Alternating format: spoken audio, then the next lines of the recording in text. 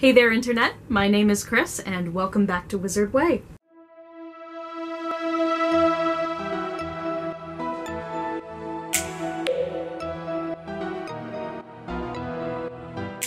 Welcome back, everybody, and this is the video I have been waiting to make.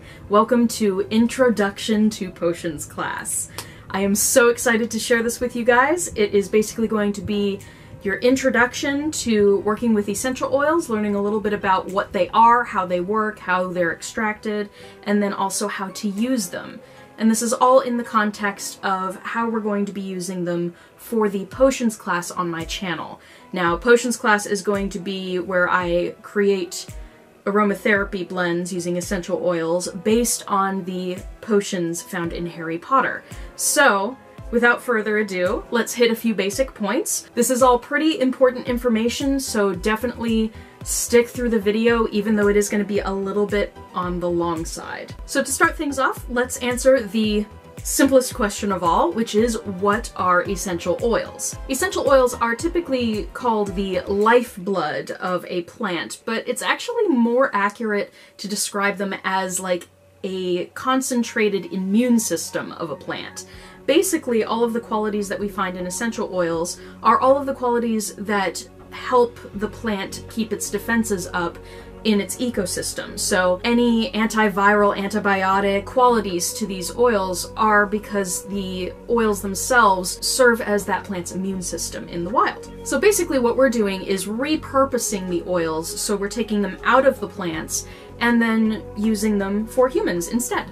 And just to be clear, this actually isn't a new thing at all. Essential oils have been used even since biblical times. There are references made in the Bible to them. They've been used in ancient Egyptian medicine, they've been used in ancient Chinese medicine, and they've also been used in Ayurvedic medicine. So even though they're making a bit of a resurgence now, they've actually been around forever. And we've been taking advantage of them for quite a long time as human beings. So we can definitely take advantage of essential oils, we just have to do so in a responsible way. And I will talk about that in a little bit. There are definitely a lot of details to cover. The second major question is, where do we actually get essential oils from, and how do we get them? Essential oils are distilled from a large variety of plants. There are actually over 200 different plants that are capable of getting us essential oils, and they can be derived from any part of the plant, from the roots to the resin, to twigs and leaves, to fruits, to flowers. So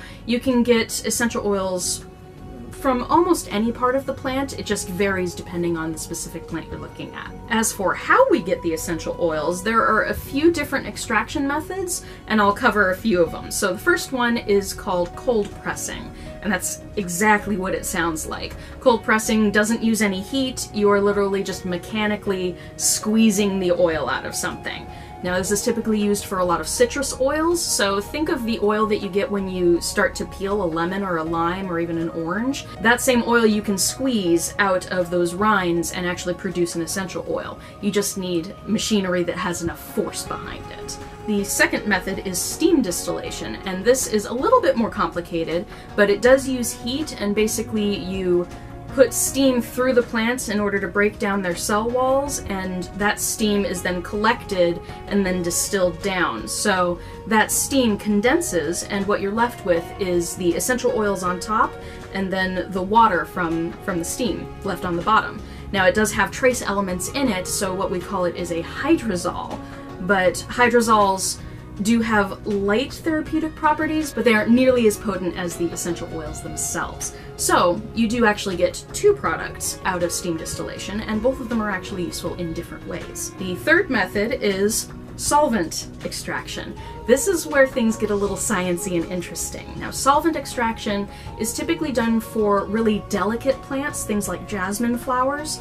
What happens is we put a chemical, this is usually like a hexane kind of chemical, we put that into trays with the flowers, and by washing that back and forth, it extracts everything out of the plant.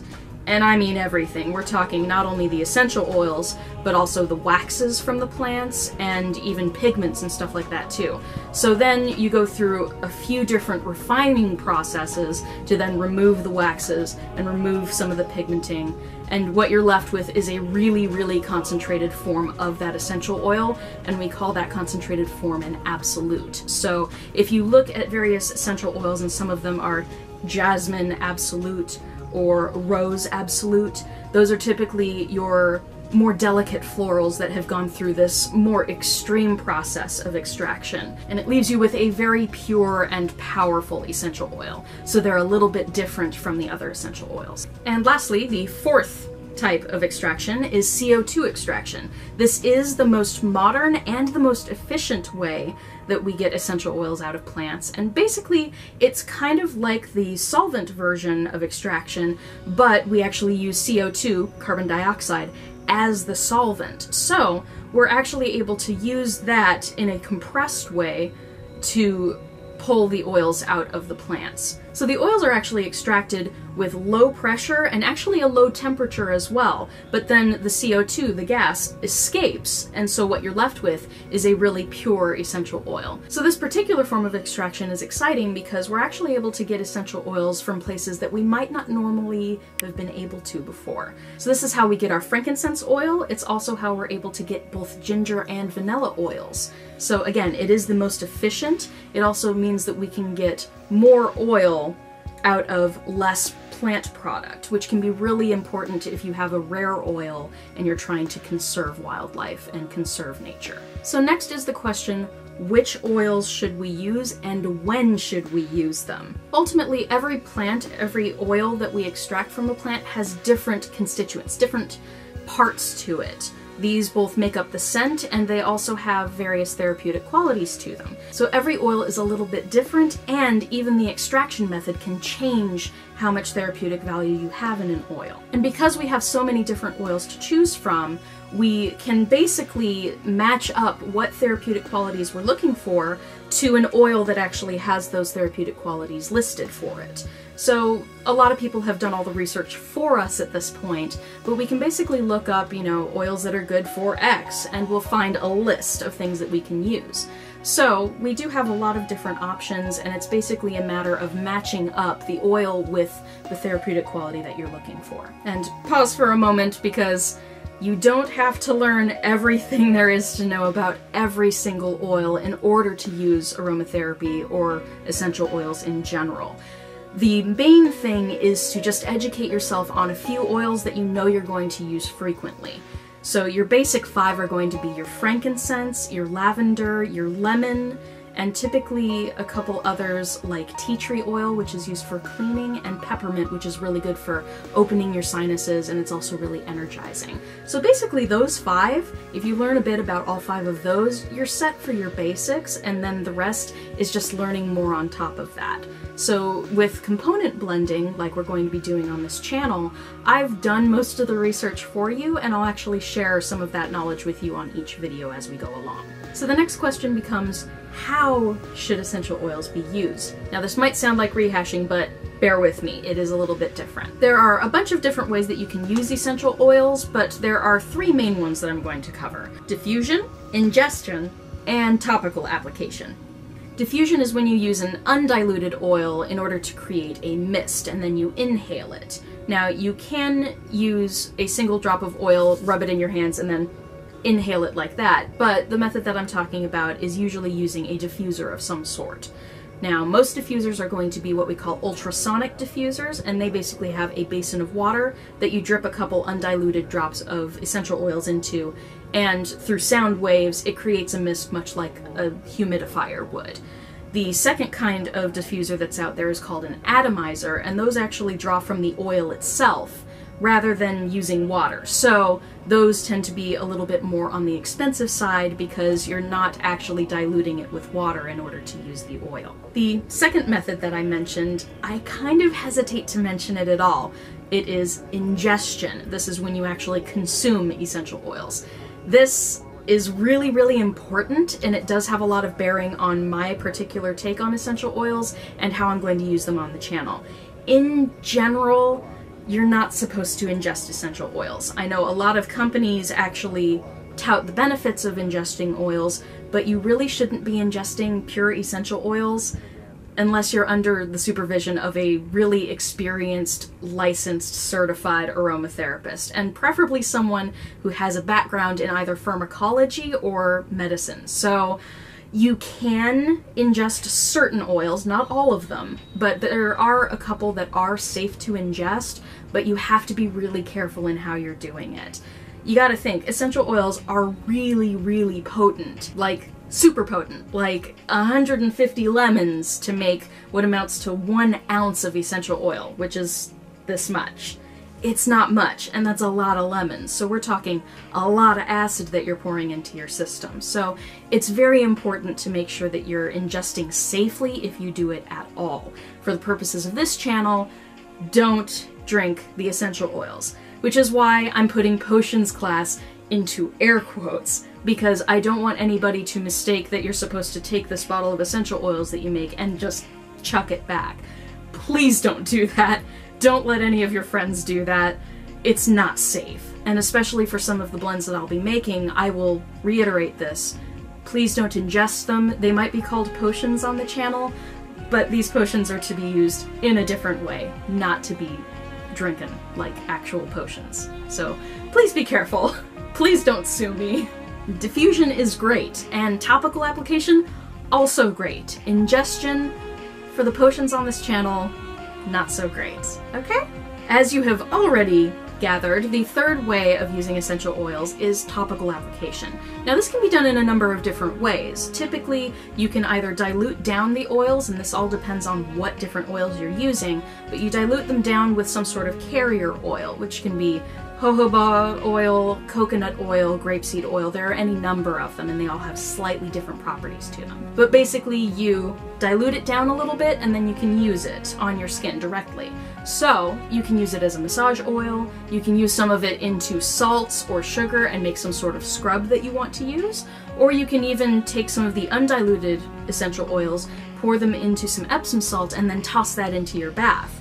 So there are different ways that you can topically use essential oils that are typically safe as long as you dilute them properly, whatever the case may be. The potential is practically endless, which is what makes it really exciting for the Harry Potter potions that I'll be making.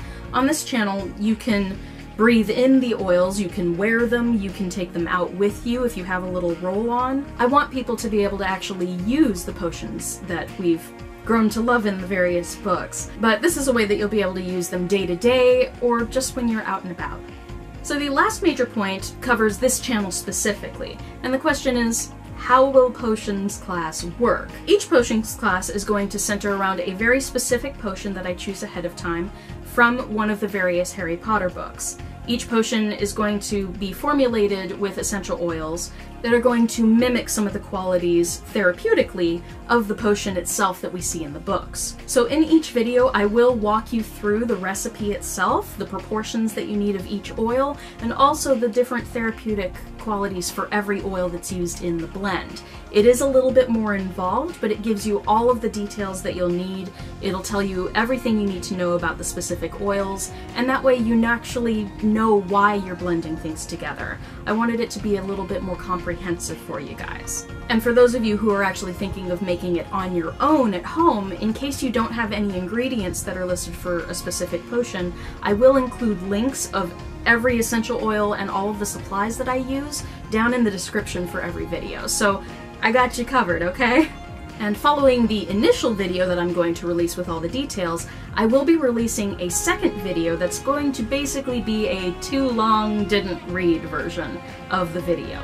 This will be basically a quick reference video that'll just have the recipe and the various oils involved and just show how to blend it together. This will be a really easy tool that you can utilize later on in case you can't remember a specific potion, but you don't want to wade through all of the information about the therapeutic values and all that jazz. This will be just a quick video that you can reference later on, and that way you get to see what I blended together without having to go through all the hullabaloo of the longer video. And last but not least, I just want to mention that for every potions class that I make, there will be a link down in the description for my Etsy shop. The reason I'm doing this is because not all of you necessarily want to craft these potions yourself, and that's okay.